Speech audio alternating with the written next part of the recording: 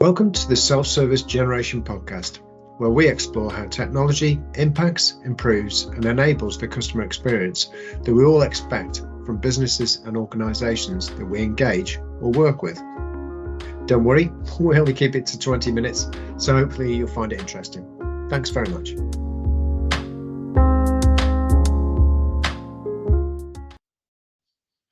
So hello everybody and welcome to another edition of the Self-Service Generation podcast with Gavin and Steve. Hi Gavin, how are you doing today? You all right? Yeah, I'm feeling chipper today, I think. You're chipper. Yeah. Even though you've got a poor paw, your little hands hurting today. We need our injury update as we tend to do this. I think how's your hand, mate? It's a little bit sore. My thumb is a funny colour, and I've got it all strapped up. No. Yeah, I think we need to stop doing physical exercise. I think I said this in the last podcast. I think it's a sign that actually doing exercise is probably bad for you. Yeah. Okay. All right. That's our takeaway from today. Thank you very much for listening. So what we're talking about on our healthcare subject. Oh dear. Okay. We've already. The thing is, if people stop doing exercise, I guess there's more work for people in the healthcare industries. And oh, is that right? It'd be a boom, right? Are you saying that's because they haven't got enough to do?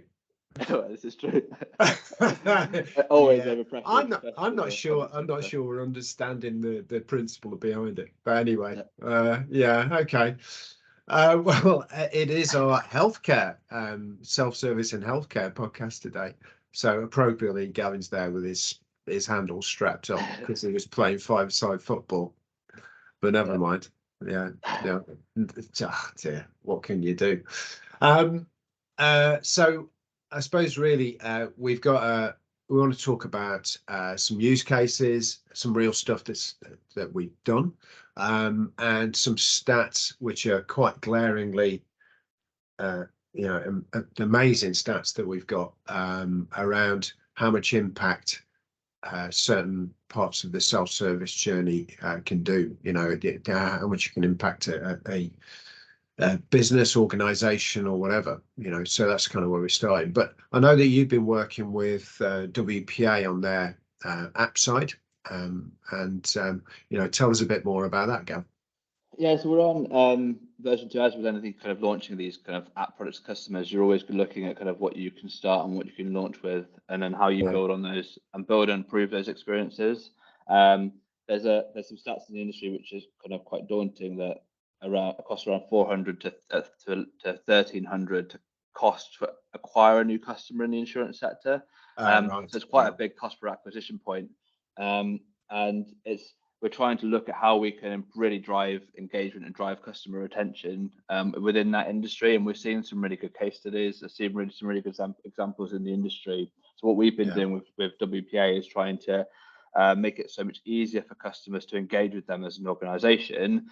So therefore, it becomes a no-brainer for customers to stay with them. So there's lots of bits of functionality within the application that allow us to do that. So things like visibility on policy. So just being able to see kind of what your policy covers, what your policy allows you to do, kind of what budgets you've got available to kind of achieve, but also being able to actually make claims for it as well. So rather than having to kind of go through quite a challenging process of making a claim, you fill out your details, and in most cases the claim will automatically be processed.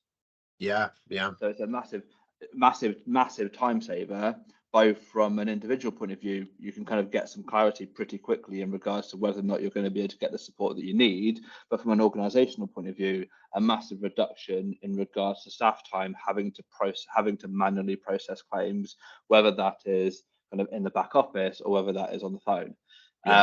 So big impact from an individual point of view and an organizational point of view as well. Well, we know that the average cost of a call for in Europe at the moment is it's about €4 to the cost of a standard call for a contact center. So if you're doing that in your healthcare setting that we're talking about for WPA, and they've got to spend £4 to manage and that's only a short call. Yeah. The healthcare It's not claim's gonna not be. going to be a short call, is it? Yeah. No. No, exactly. And there's lots of obviously work in that space. There's obviously in that industry, brokers are kind of some of the main people kind of supporting and help people get into policy. And what Yeah. we're seeing is actually brokers are choosing insurance providers based on how easy it is for the customers to self-serve. Yes. Because it makes their lives easier, because they can get the customers in, they can kind of bring them onto a policy, and there's less management from their side of things. So as a direct impact from an organizational point of view, they're also kind of their acquisition of clients is going to be even easier, because brokers are more likely to be choosing them as go-to providers as well.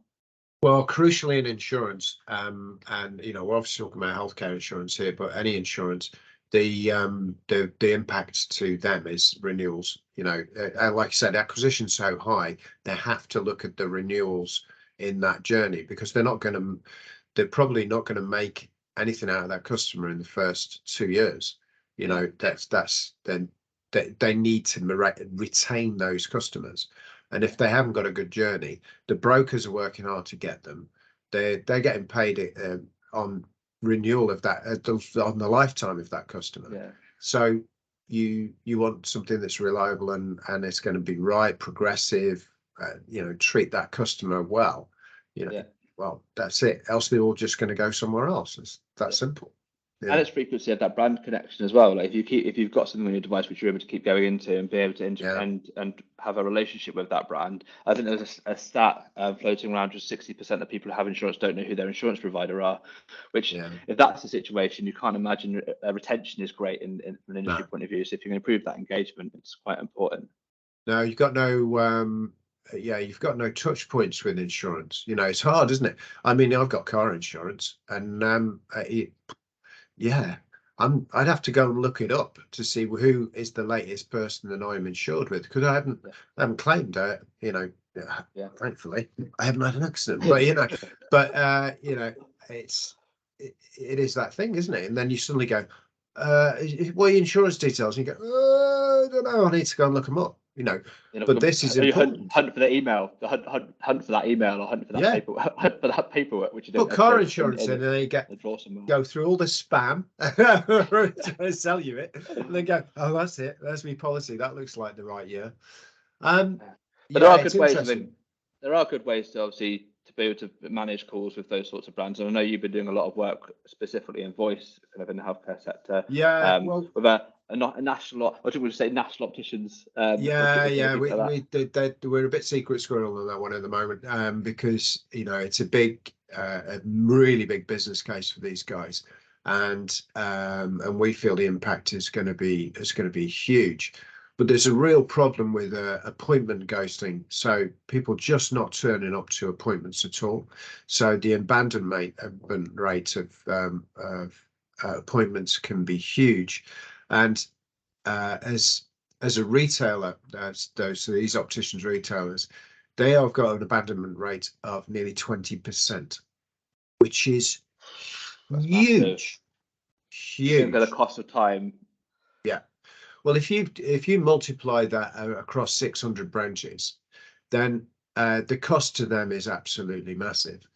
So what we're doing is we're doing a outbound voice campaign to do confirmation of the appointment, rebooking of the appointment, rescheduling, all that type of stuff, all but with an automated phone call. That's a proper AI voice bot, so you can talk to it, you can negotiate when the next appointment is, all that type of stuff.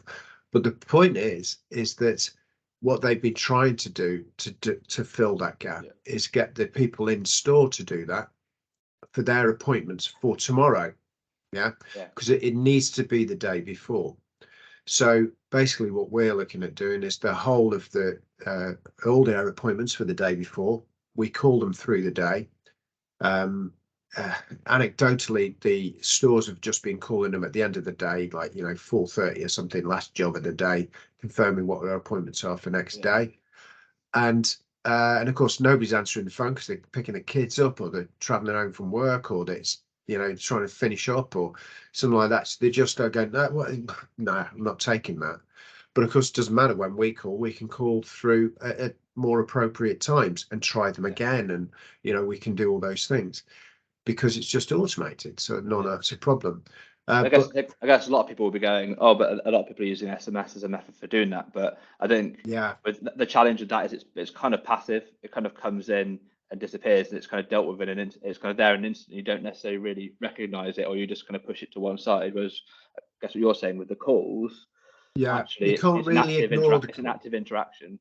Yeah, it's harder to ignore the call. We're looking at it being about 65% more effective than SMS. Wow. Which is a huge impact. And again, when you've got such costly appointments with an optician waiting for an appointment, they're there, staff are waiting, and then they just don't turn up to an appointment. It makes no difference to them if it's reappointed. That's fine. They know that then they've got a slot because there's plenty of walk-ins coming through, so they can fill a slot and go, I've got one in half an hour for you. Of course, that's great. They filled that slot. We're looking at massive figures for these guys. That we're looking at something like 4.6 million quid's worth of revenue generated from just improving the abandonment rate. Look, we're never going to zero it, but we're going to make an impact. And we're only looking to reduce it by 45%. So we still expect them to have 10% turn up.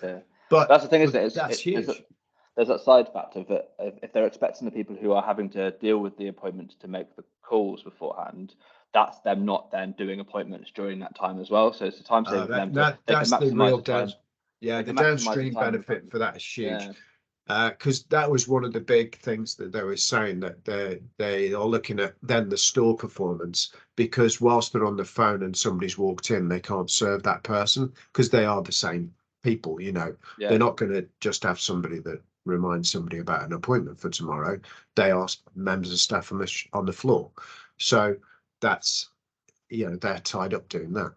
It's that simple. So we're taking all that away, but also it's a better experience for the customer. The customer can cancel. It's not embarrassing because they're stuck into a voice bot. So there's no embarrassment if they go, oh no, I'm cancelling that. Okay, do you want to reappoint? And there's no, you don't have that that kind of embarrassment that you can't take the call, or you can't manage the call, or deal with an AI, because you haven't got the emotional attachment to the AI, same as you do with a person in the store that you might have to go and speak to later. That's the thing, is it? Because they'll definitely, it's easy. You make it kind of, to some extent, it's easier for them to say in that situation to say they're going to cancel, which then frees up the person's time. Whereas if they're on the phone, they might say they're still going to make it even when they're actually not. No, so it's right. Kind of just because of an embarrassment. Yeah. So the effectiveness is all around, really. But look, the NHS has got exactly the same problem. So I know we're on a healthcare journey here, but an optician's is still a health appointment. But we still have massive unattendance rates in the NHS. The NHS isn't as bad as this retailer, but we're talking about 7% in the worst places. Which unfortunately is Stoke-on-Trent, which is where I'm originally from. They're terrible. So fuck your ideas up. It's not right. But it's each appointment not attended in the NHS is 30 quid. So that's expensive, and the numbers really add up. I'd be really interested to know and dig into those numbers deeper to understand whether it's specific types of appointments and whether it's specific ailments as well. I think there's another one, a massive one, is obviously things like giving blood. That's a huge push at the moment, especially around winter time as well, around summer holidays when things happen. And I always get a call up, and it's always a human being calling me up, and I'm like, actually, would that be more effective or more cost effective if they could create an automated process for doing that? And how many calls could they potentially do from a bang for their buck kind of perspective if they managed to automate that call process? Well, I know, but so my wife gives blood, and I can't give blood. I'm anemic, so I can't do it. But my wife gives blood, and she has difficulty getting appointments, and a really hard one to get hold of them because they're busy, and two, they're just offering mad appointments. You know, you work during the day, so you kind of going, well, I can't just take a whole day off to go and give blood. I haven't got that kind of time. But you know, she's given blood enough times. But if there's an automated system to do that, whether it's an app or whether it's a phone call or whatever it may be, then it's easy to arrange it around your time. But they seem to be a little bit hard to interact with the blood service sometimes, you know, which is a shame. And we're a bit far away from fully self-servicing that, you know, like have a machine that you put your arm into, kind of grabs it, ships it through the post, you know, that sort of thing. It's a little bit of a while off. Get a collection, get a collection of your blood from from your, you know, the kitchen dispenser that you stick your arm into. I do wonder how many people who heard we were going to do self-service in healthcare had that in mind. You know, no, we're not expecting people to do 3D printing body parts at home or anything like that. No. I was just thinking they'd save a lot on biscuits, wouldn't they? If you did that. Yeah. You always get a biscuit at the end of giving blood, don't you? That's anecdotally. Or three, depending on, you know, how you're feeling. Yeah, that's right. Yeah, I would sit down for a bit. Look, you know, I think there's lots of areas where, you know, we're talking about a self-service journey, and healthcare it's volume stuff. Yeah. And people are happy to self-serve themselves, but you've got to have some sort of mechanism for it. And I don't think the mechanisms are there. Certainly the NHS is trying, but it's not there, you know. Yeah. Well, I mean, Christ, just in GP appointments alone, they lost 391 million quid through appointments not attended in 22. A lot of money. That's huge. That's well, look, it's the talk about Stoke, right? Right, Stoke is something like 3 million quid, right, which is the equivalent to 73 doctors or 144 nurses that could be working instead. Yeah. You know, it's just nuts. That's your salary increases there. It is, yeah. So you could do that. I just need to turn up to your appointments, please. Yeah, and that's ultimately the thing we're looking at here. It's the reason we design and build these services is increase the efficiency, increase the level of efficiency within these organisations. That cost saving could be passed on to paying staff better. It could be passed on to increasing additional efficiencies in other areas. It could be passed on for training. Like that where that money goes is really dependent on where the organisation wants to be able to invest in order to help them to grow, develop, and improve. But ultimately, that's why these systems are ultimately being put in place. Yeah, it doesn't matter whether you are a commercial organisation like the opticians. You know, it's all bottom line. That's bottom line for them, but it's still bottom line for the NHS. They've got X amount of budget. They've got to spend it. But you know, when that's just hemorrhaging out the door because people aren't attending their appointments because they haven't got a good interaction to reappoint or reschedule or something like that. I think, you know, I'm waiting for an appointment to come through and they'll probably give me some random appointments. Now, you know, unfortunately, I might not be able to attend that, but it'd be blooming hard to be able to reappoint that. They might make it easy. They'll be awkward about it. And you just go, well, why should it be that hard to reschedule something? We're in a normal world here, you know, but you feel as though you've got to take that. So that's productivity in the business. There's whole impacts. There's all sorts of social impacts to stuff like that, you know. And then they just don't turn up because, you know, something comes up, can't reschedule it. So I just don't turn up. Yeah, or they forget, which back down to the work that you've been doing in regards to that reminder piece means that actually this decreases the likeliness of they forget because they get an alert, they get called up. The conversation, I'll have you remembered your appointment for tomorrow. Yeah, that's right. Absolutely. You know, and it's so effective. It's such a good way of doing it. Or then just literally saying, well, no, I can't make it. Okay, well, that's fine. Let me reschedule it for you then. Yeah. The next one, when is good for you? You know, I'll reschedule it. It's like, well, when's best for you? Mornings, afternoons? Mornings is best. Okay, well, I've got something for Thursday, you know, and it's the same journey as you would with a human agent, except it's much more cost effective. It's that simple. You know. Yeah, I think it's interesting. I think healthcare is a good space for this. There's a lot of self-service journeys, whether it's appointments, whether it's claims for insurance, health I understand, insurance. and there's also lots of work in the technology space around understanding kind of where we're at from a health point of view as well, understanding kind of what the challenges that we're facing, how kind of self-serve ourselves from whether that's improving sleep, improving well-being. It's not really a space that we're obviously looking at.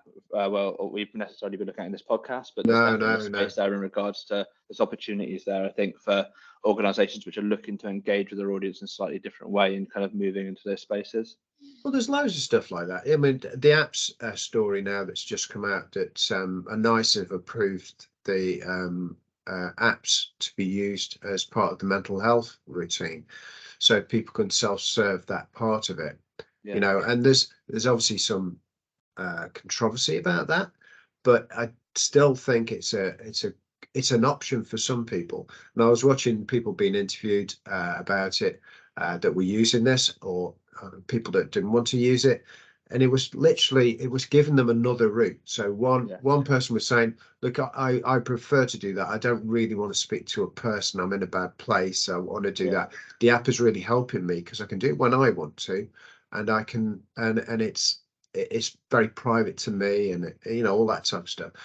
And so it's giving them an option to self-serve their mental health care. Well, that's great, isn't it?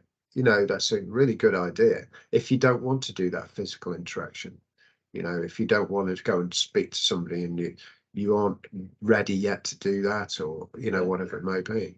And that's the thing, isn't it? That the reason that we both come from slightly different sides of the spectrum. You're doing a lot of work with in the voice space with calls, and I'm doing stuff which is very much it's kind of personal access. And different people will have those different needs. Some people might want to just manage themselves, but some people will want to pick up the phone and make a call. So it's kind of there's a need for these different mechanisms for interacting with these organisations, because different people have different ways they want to be able to interact with these businesses. Yeah, very much so. And that's it. You've got to enable different parts of an organization to allow that self-service journey. And like you said at the top of the podcast, it's got an impact on whether people continue using your service, especially in the commercial zone. The NHS, you haven't got much choice, but you can make it better. And we've got, all sorts of budgetary restrictions at the moment. So you kind of go, well, why do those things when there's just money going out of the door? Or why do you not do that and impact your bottom line positively? Just by putting better self-service journeys in, because people are ready to use them. And I think that's also what's just come out of this, is that people don't mind doing it, even for treatment, which is what we're talking about. And no, not that self-service journey where you take it or you have a self-service kidney replacement. That I don't think that's going to happen quite in our lifetime. but interacting with your appointment or some part of your treatment journey, definitely. Why not? However that may happen, voice or apps or whatever the thing is, it makes a difference. Well, okay. Well, thanks for that, Gav. And I hope that was interesting for everybody. Next time round, we're going to be talking about self-service in retail. So tune in for that. And and we will continue to do these podcasts as a series. So as we start building them up, then shoot about and listen to them. But hopefully that's interesting. And we'll hopefully speak to you next time. Thanks very much. Cheers, Gav. Cheers.